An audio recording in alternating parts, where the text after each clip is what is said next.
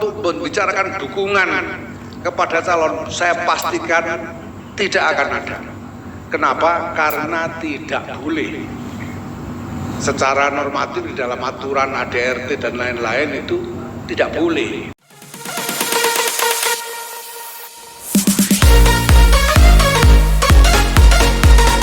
Itu perlu saya luruskan. Jadi maksud saya yang saya sampaikan tadi, personil pengurus boleh membuat pernyataan, tapi tidak boleh mengatasnamakan lembaga kecuali untuk hal-hal yang sudah menjadi keputusan rapat atau permusyawaratan. Kalau di luar keputusan rapat atau permusyawaratan tetap boleh ngomong, tapi tidak boleh mengatasnamakan lembaga. Nah, apakah nanti akan ada rapat untuk membicarakan dukungan kepada calon? Saya pastikan tidak akan ada. Kenapa? Karena tidak boleh. Secara normatif di dalam aturan ADRT dan lain-lain itu tidak boleh. Itu nanti kalau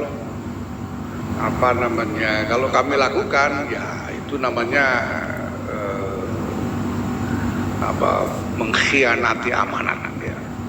Yang kedua soal jalalaton, ya memang gimana ya, PBNU ini belum mendaftarkan hak cipta soal hal jalalaton ini, jadi ya, kami tidak bisa berbuat apa-apa gitu ya. Ya apalagi kok ya semua lah ya partai ya.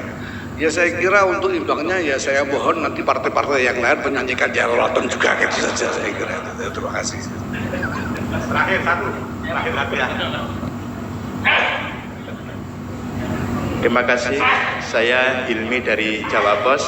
Yang disampaikan ada dua. Pertama, ketika ada pengurus PBNU maupun di daerah yang nyalek, apakah akan harus keluar dari kepengurusan atau keluarnya atau tidak ada aturan seperti itu gitu Pak. Jadi bagaimana ketika ada yang nyalek? Yang kedua, ingin meminta penjelasan ini di publik sepertinya PKB dan PBNU tidak erat hubungannya. Nah, ini saya ingin tahu sebenarnya hubungan PBNU dengan PKB seperti apa. Terima kasih. Terima kasih untuk pertanyaan yang pertama. Selain mandataris boleh. Ya tidak boleh itu mandataris. Pokoknya mandataris tidak boleh nyalon. Kalau bukan mandataris, pengurus yang lain boleh, silahkan. Nyalon silahkan. Yang tidak boleh itu mandataris saja. Ya, mandataris itu dan ininya mandataris dan lampirannya. Jadi Rois Am dan wakil Rois Am gitu ya. Ketua umum dan wakil ketua umum itu tidak boleh. Ya, selebihnya boleh. Nah itu pertanyaan yang pertama. Jadi tidak apa-apa. Kemudian yang penting kan ini tadi tidak boleh membuat pernyataan atas nama lembaga kecuali hasil rapat dan permusyawaratan. Itu yang penting. Ya tinggal gimana dia nanti kalau melanggar ya tentu ada sanksi organisatoris terkait pengatasnamaan lembaga di luar norma yang ada. Kemudian soal hubungan dengan PKB tidak erat, ya memang tidak erat Mas. Sama tidak eratnya dengan hubungan PBNU dengan partai yang lain gitu ya. Karena semuanya ini kita anggap sama. Ya.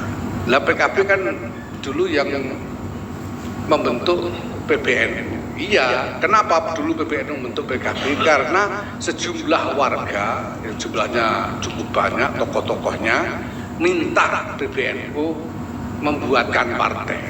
Nah sudah dibuatkan, ya sudah, silakan partainya. Gitu. Nah, PBNU ya tidak bisa lagi kemudian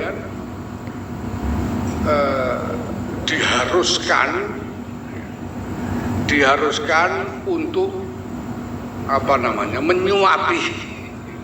menyuapi partai yang dibentuk ini. Silakan jalan berkompetisi dengan yang lain secara rasional. Dan kami juga persilakan kepada masyarakat untuk menilai partai, termasuk kepada warga NU ya. Kami persilakan kepada masyarakat termasuk warga NU untuk menilai partai-partai politik yang ada ini secara rasional. Secara rasional itu ya dilihat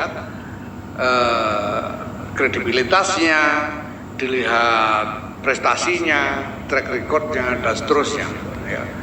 Tidak usah memperhatikan klaim-klaim atas nama NU misalnya. Ya. Kalau ada orang NU termasuk pengurus menjadi aktivis partai itu pribadi, bukan lembaga. Ya, ini sebetulnya sederhana, walaupun orang itu suka mencampur adukan, tapi sebetulnya sederhana sekali toh ini sebetulnya, sederhana sekali. Ya. Saya sendiri misalnya, saya ini pendiri PKB termasuk. Saya ini salah seorang pendiri PKB. Bahkan sebelum dibicarakan di PBNU pada waktu itu, saya ikut serta memulai pembicaraannya bersama sejumlah kiai. Pertemuan pertama kali tentang partai politik baru ini di rumah saya di Rembang sana. Dan saya masuk tim untuk mempersiapkan berbagai macam dokumen fondasional untuk partai baru. Itu sebelum kemudian diserahkan kepada PBNU dan PBNU yang mendirikan partai itu. Ya. Dan saya tidak pernah keluar dari PKB sampai hari ini. Tapi sebagai ketua umum PBNU, sebagai ketua umum PBNU, saya tidak boleh menyeret-nyeret NU ke dalam PKB. Ya, sebagai ketua umum, ya menyeret-nyeret NU dalam PKB tidak bisa.